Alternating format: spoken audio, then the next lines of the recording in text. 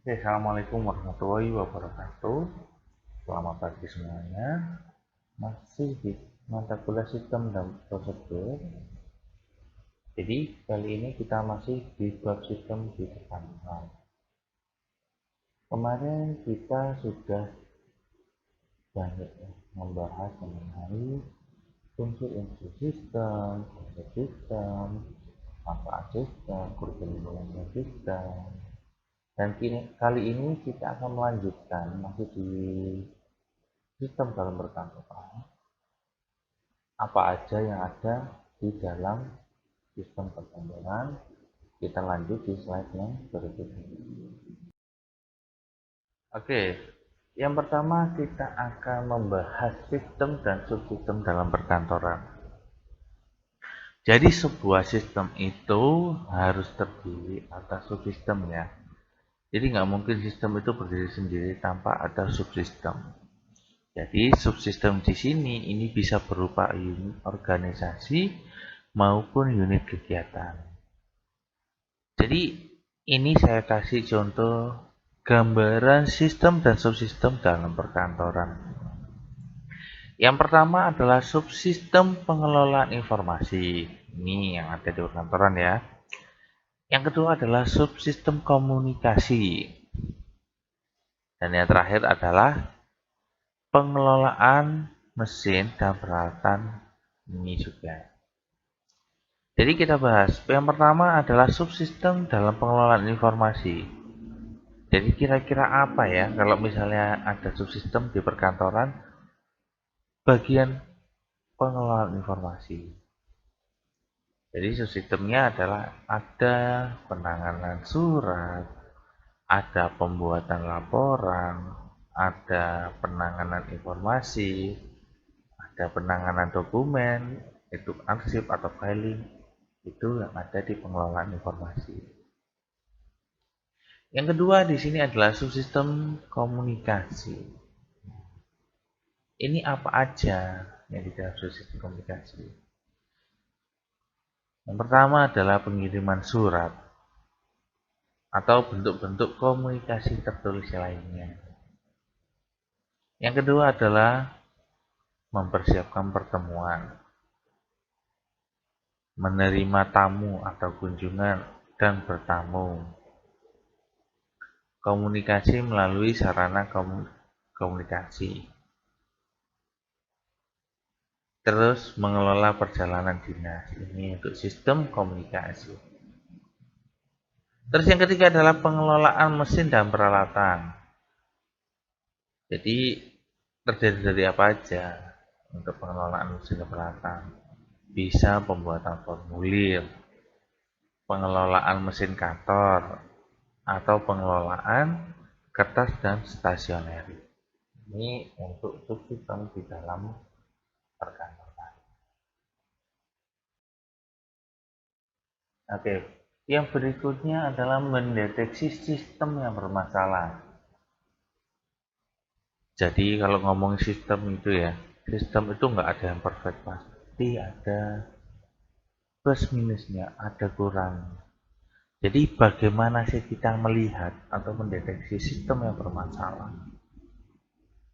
Yang di bawah ini adalah progresnya. Yang pertama adalah proses identifikasi masalah.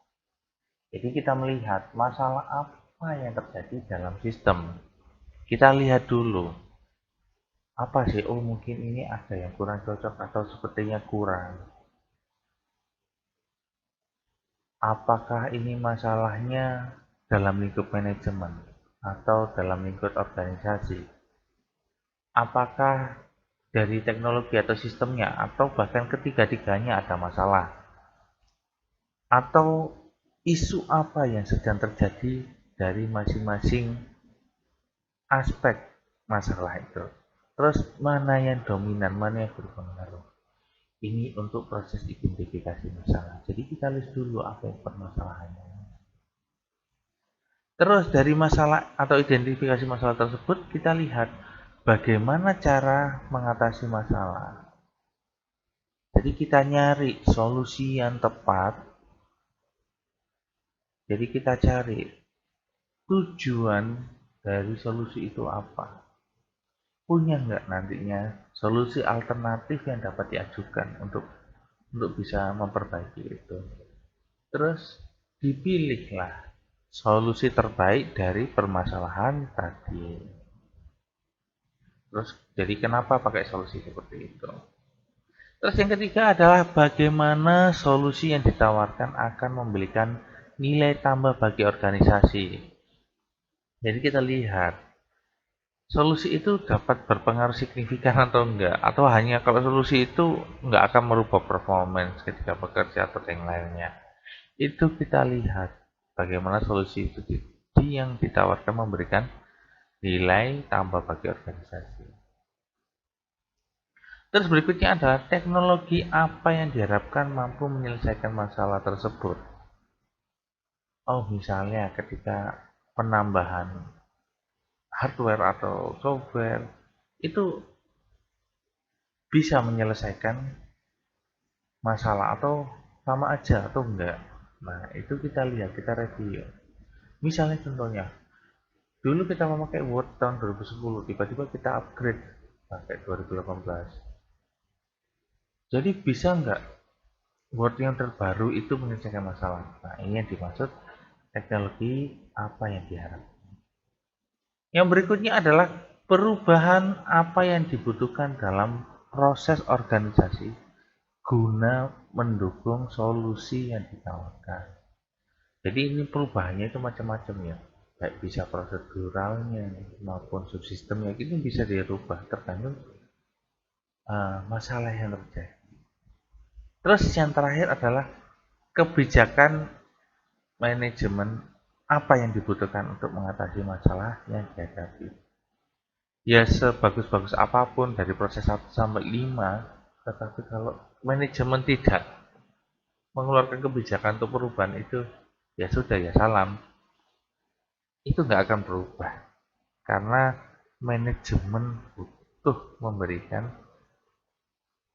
solusi akhir dan istilahnya decision-nya itu di manajemen. Itu yang dimaksud bagaimana kita mendeteksi sistem yang bermasalah. Berikutnya adalah alat-alat dari sistem. Jadi ada 4 alat yang biasanya digunakan untuk sistem. Yang pertama adalah bagan beban kerja atau workload chart. Yang kedua adalah bagan aliran kerja atau workload chart. Yang ketiga adalah bagan layout kerja atau work layout chart. Dan yang terakhir adalah bagan proses kerja atau work process chart. Jadi kita akan bahas masing-masing bagaimana penerapannya dalam sistem ini. Oke, yang pertama ini adalah bagan layout kerja atau work layout chart. Nah, tujuan menggunakan workload chart atau bagan beban kerja ini adalah untuk mengadakan penyederhanaan proses kerja. Jadi penggunaan bagan ini kita bisa menganalisa dan menjawab kira-kira kalau ada pertanyaan, apakah tugas yang diberikan kepada pegawai itu bisa menggambarkan kondisi pekerjaan yang sesungguhnya? Itu bisa terjawab. Atau apakah kemampuan dan keahlian pegawai sudah digunakan sepenuhnya? Atau apakah tugas utama sebagian kerja digunakan secara tepat sesuai dengan jumlah waktu yang dialokasikan? Atau apakah pekerjaan ini telah didistribusikan dengan tepat kepada pegawai? Atau bisa juga menjawab mengenai apakah proses kerja sudah tepat dan efisien. Nah, di tabel yang kiri ini kita lihat, ini adalah tabel yang digunakan untuk melaporkan kegiatan sehari-hari yang dilaksanakan oleh seorang pegawai. Ini contohnya namanya Hadi, pekerjaannya Faitis, departemennya pembelian, waktu kerjanya apa? Oh, dia mulai dari jam 8, mulai mengetik laporan, sampai sekian, mulai membuat penetapan harga, dan sampai siang, ini baru laporannya selesai. Terus yang kedua, yang sebelahnya ini adalah ringkasan kerja mingguan. Nah, ini contohnya ringkasan kerja mingguannya. Jadi digunakan untuk menyimpulkan jumlah waktu yang digunakan untuk melakukan pekerjaan dalam seminggu. Jadi informasi ini diperlukan sebagai pelengkap penyimpulan beberapa waktu yang diperlukan. Jadi beberapa periode waktu atau jenis pekerjaan yang ada di dalam suatu pekerjaan di mana sistemnya akan digunakan. Jadi ini contohnya adalah ringkasan kerja mingguan. Jadi aktivitasnya apa? Misalnya mengetik laporan, totalnya dalam 1 minggu berapa? 5 jam, berapa menit. Nah, total harga berapa totalnya dalam 1 minggu. Ini untuk contoh ringkasan kerja. Oke, ini masih di bagian layout kerja. Ini yang ketiga ini adalah contoh dari daftar aktivitas. Jadi tabel ini digunakan untuk mengumpulkan informasi, ringkasan catatan, berupa ilustrasi daftar pekerjaan apa yang dilakukan oleh unit kerja. Jadi tabel ini merupakan workload chart. Jadi yang kita bahas tadi ya, temanya workload chart. Kolom aktivitas di sini. Nah, kolom aktivitas di sini diberikan kode aktivitas dan kolom waktunya dibutuhkan untuk menyelesaikan pekerjaan. Jadi di sini adalah dalam periode ya. Jadi dalam periode itu berapa? Dalam waktu 1 minggu.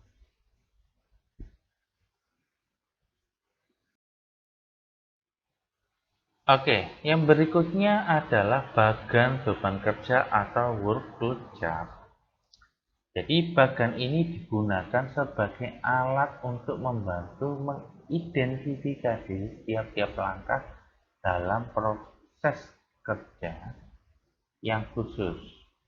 Jadi ini digunakan untuk menganalisa dan menyederhanakan pekerjaan. Jadi ini contohnya ya tabelnya. Nah, kita akan bahas satu persatu. Mulai dari tingkat operasi. Jadi di tingkat operasinya ini kita kategorikan dulu. Jadi ada tingkat operasi, ada pergerakan, inspeksi, sampai penundaan atau penyimpanan. Yang pertama di sini adalah operasi. Jadi operasi di sini adalah mengubah karakter fisik dari sebuah objek. Jadi contohnya ketika kita mengetik atau menghapus atau menyatukan halaman atau menggarisbawahi, melingkari dan yang lain-lain. Ini contohnya di level operasi. Terus berikutnya adalah di transportasi. Jadi transportasi yang di sini yang dimaksud adalah ada perpindahan dari suatu objek dari satu tempat ke tempat yang lain. Misalnya memberikan draft surat pembelian untuk ditandatangani kepada pimpinan. Yang ketiga adalah diinspeksi. Jadi inspeksi di sini adalah mengkoreksi data atau mengecek suatu objek. Jadi contohnya adalah proofreading. Dan berikutnya adalah penundaan. Jadi kita lihat apakah ada suatu proses yang tertunda di dalam satu kegiatan ini. Jadi contohnya adalah di sini ada surat yang harus menunggu untuk ditandatangani atasan. Dan yang terakhir adalah penyimpanan. Jadi penyimpanan di sini adalah untuk menyimpan dan melindungi satu objek. Contohnya adalah placing dokumen. Jadi untuk tiap langkah operasi dalam proses kerja ini dapat terkait dan dikategorikan menjadi langkah-langkah. Jadi ada sudah siap, kerjakan, tidak usah dilanjutkan. Itu yang biasanya ada langkah-langkah untuk menjalankan proses.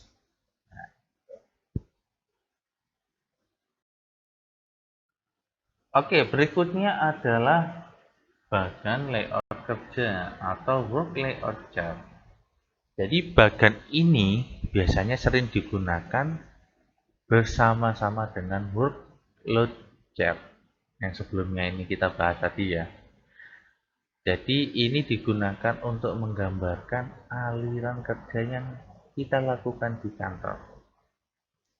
Jadi bagan ini secara mudah biasanya mengidentifikasi dengan jelas apa aja. Yang pertama adalah pekerjaan yang cenderung berulang-ulang atau backtracking. Jadi pekerjaan yang seharusnya dapat diselesaikan pada satu bagian namun harus melewati departemen yang lain yang tidak semestinya diperlukan atau criss-crossing. Jadi bagan ini biasanya menggambarkan skala kecil dalam suatu layout kerja dan masing-masing aktivitas pekerjaan kantor di mana alur aktivitas digambarkan dengan menggunakan garis yang menghubungkan beberapa unit yang dilaluinya.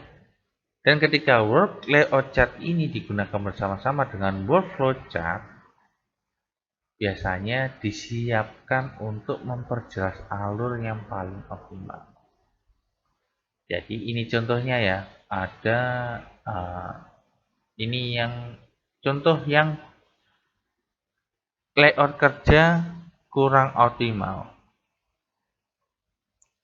Jadi di sini contohnya adalah semua karyawan harus mendapatkan atau supervisor di sini mengecek semua pekerjaan yang ada di kerjaan kantor dan harus bisa memvalidasinya. Jadi ini supervisor ngecek semua lah kerjaan anak buahnya. Ini kurang optimal, kenapa? Banyak proses yang akhirnya ada moving, ada nunggu, ini yang bikin lama. Oke, kalau yang tadi contohnya yang tidak optimal, jadi supervisor harus ngecekin terus, harus dapat feedback, harus semuanya pokoknya intinya lewat supervisor dan harus divalidasi oleh supervisor. Jadi bagaimana sistem yang baru ini bisa dioptimalkan? Jadi untuk supervisor di sini, nah yang tadinya ngecek harus dapat validasi dari supervisor baru boleh dilanjutkan. Jadi dalam case ini supervisor hanya memantau dan supervisor hanya melihat untuk case-case yang tidak biasa dan khusus itu baru supervisor turun untuk memvalidasi. Jadi nggak semua pekerjaan akhirnya divalidasi oleh supervisor. Seperti itu untuk bagaimana cara mengoptimalkan layout kerja. Oke, bagian proses kerja atau work process chart. Jadi bagian ini menggambarkan sebuah proses kerja yang harus dilakukan dan berkaitan dengan penyelesaian suatu pekerjaan. Jadi contohnya di sini saya beri contoh ketika departemen produksi membutuhkan barang untuk pembelian. Jadi departemen produksi memberikan form pembelian kepada departemen pembelian dan departemen pembelian mengurus semua proses dalam pembelian. Ini untuk contohnya di pembelian barangnya. Nanti kalau di mata kuliah administrasi penjualan juga ada gini, ada penjualan tunai, ada penjualan kredit, konsinyasi. Jadi ini yang biasanya sering dipakai untuk proses kerja. Oke, jadi masih di bagian proses kerja atau work process chart. Jadi tadi yang sudah kita bahas itu membutuhkan simbol-simbol yang standar dalam perencanaan sistem. Jadi standarisasi simbol-simbol ini sangat bermanfaat bagi manajer maupun konsultan perkantoran apabila ada pendekatan sistem. Jadi ini nggak saya jelasin satu-satu ya, bisa kalian baca bagaimana simbol-simbol ini. Biasanya kalau membuat lebih mudah, jangan pakai Word ya. Kita bisa menggunakan Visio untuk melakukan pembuatan proses kerja ini. Akan lebih mudah karena memang Visio dibuat khusus untuk pembuatan proses kerja. Oke, terima kasih atas perhatiannya. Untuk materi sistem di perkantoran kita batasi sampai di sini dulu. Jadi di pertemuan berikutnya kita akan sudah mulai membahas mengenai prosedur perkantoran. Terima kasih. Assalamualaikum warahmatullahi wabarakatuh.